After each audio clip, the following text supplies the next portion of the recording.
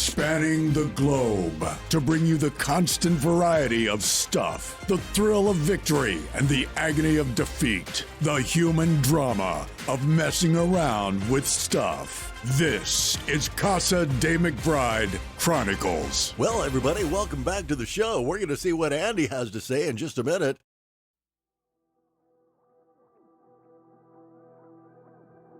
One of my first jobs was at the STP car wash in 1990. I and others could write a freaking book about the stuff that we saw and did there. Forgive me if I remember this stuff like it happened yesterday, but there were things that occurred that I will never forget. These are great examples of how not to run a business. I knew when Mike Carbonara and I applied, when they were still building it, that we were in for quite a ride. A guy by the name of Jerry Beaver, I'm pretty sure he liked to drink a lot. He always reeked of it, said to us, "I'm going to take a chance and hire you too." Looking back, we were probably the most normal and straight-laced kids there.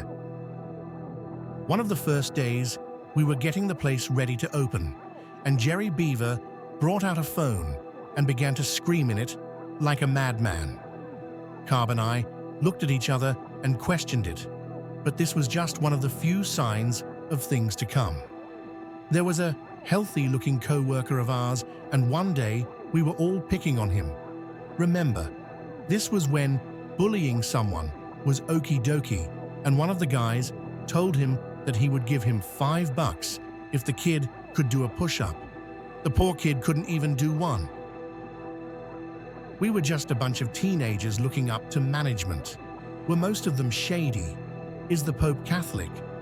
This also applied to the guys in the lube area who showed us that there was a room downstairs full of all the filters and supplies needed to change oil, and they and us kids had no problem borrowing stuff.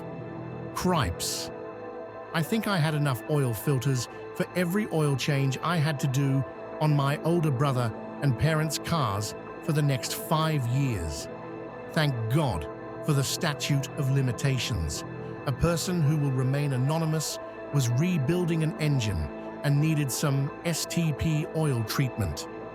Lo and behold, he had enough to use on 15 engine rebuilds the next day at school.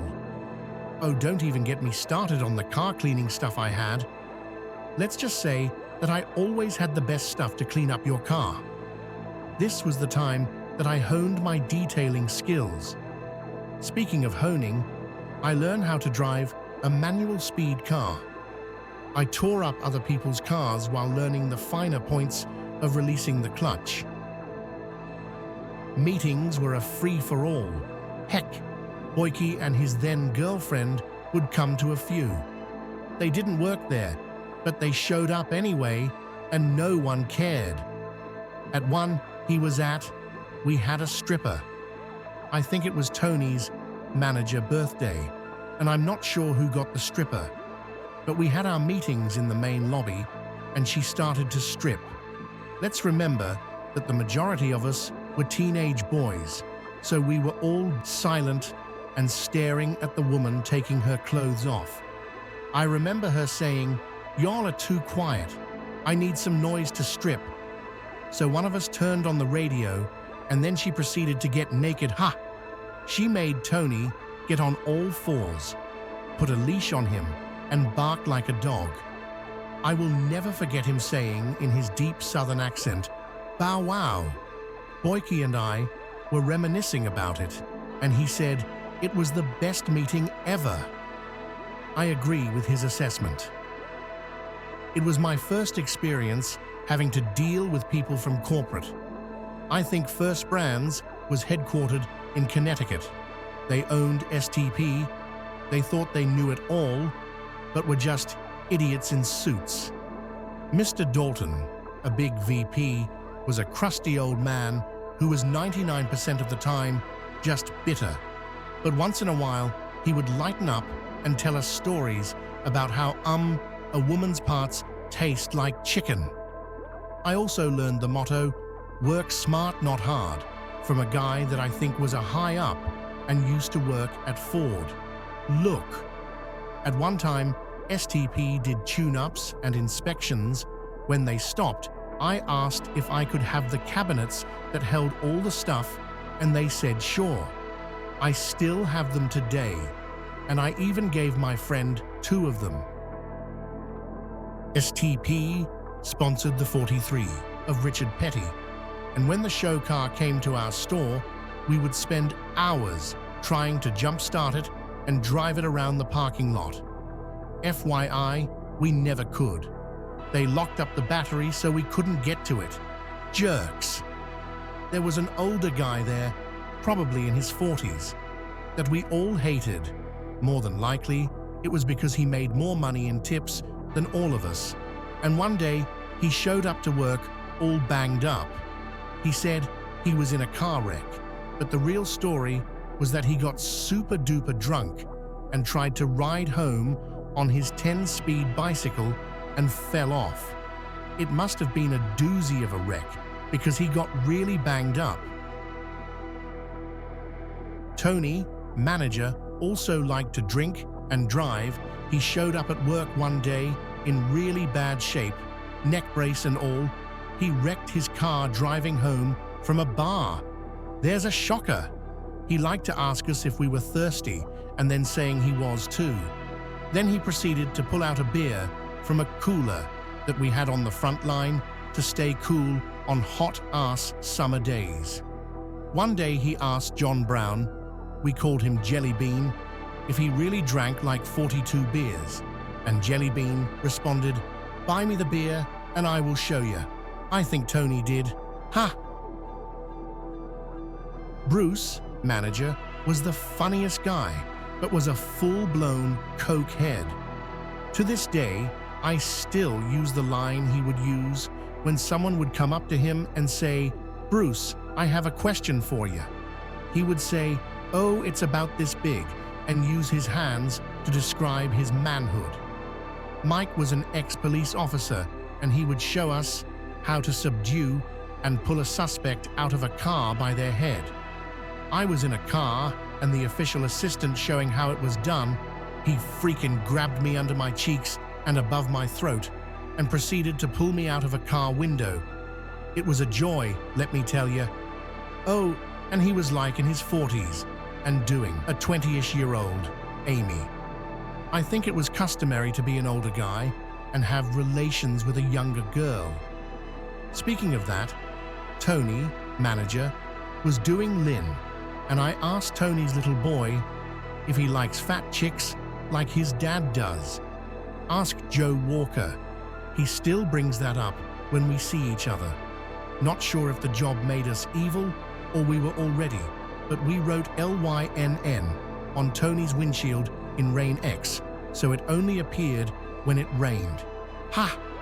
Also, there was a holy roller that we worked with, and we really were not fans, mostly because he was such a prude, and according to him, God did everything.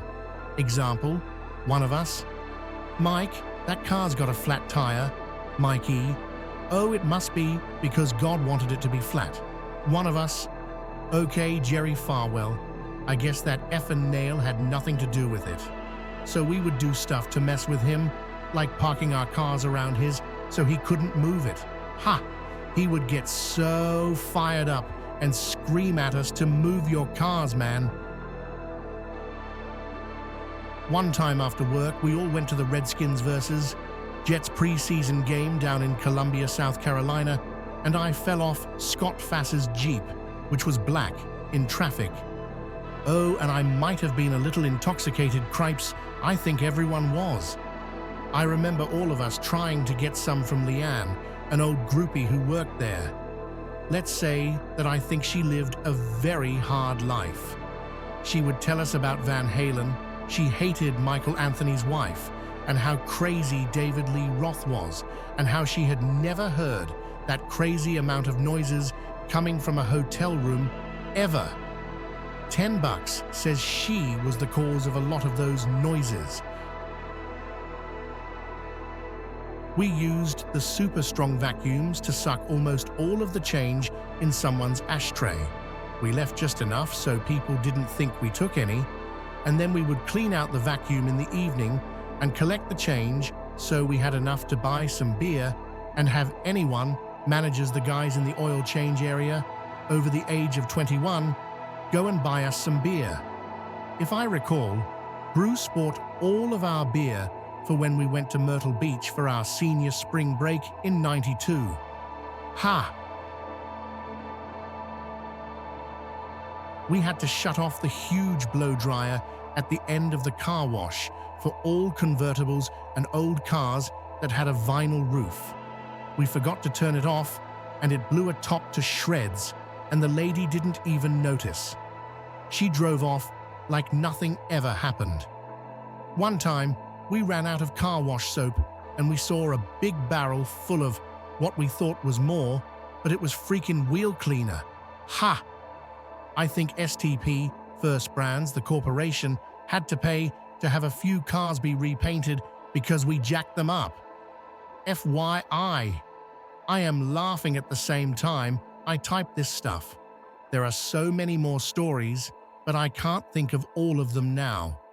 Oh, and don't judge, because we all did stuff at our teenage jobs.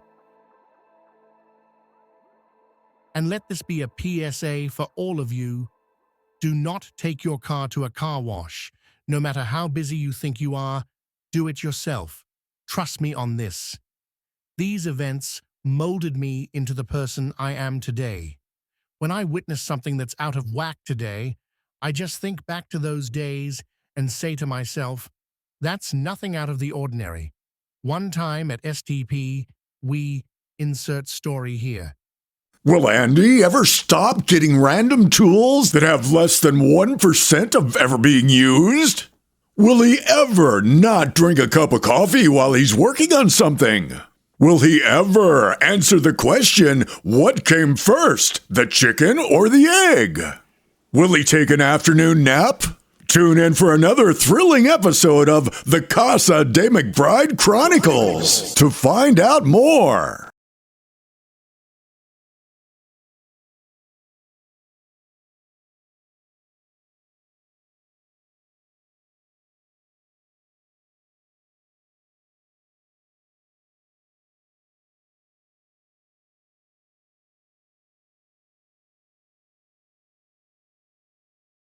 Ladies and gentlemen, Andy has left the building. Good night. He will always be the king no matter what.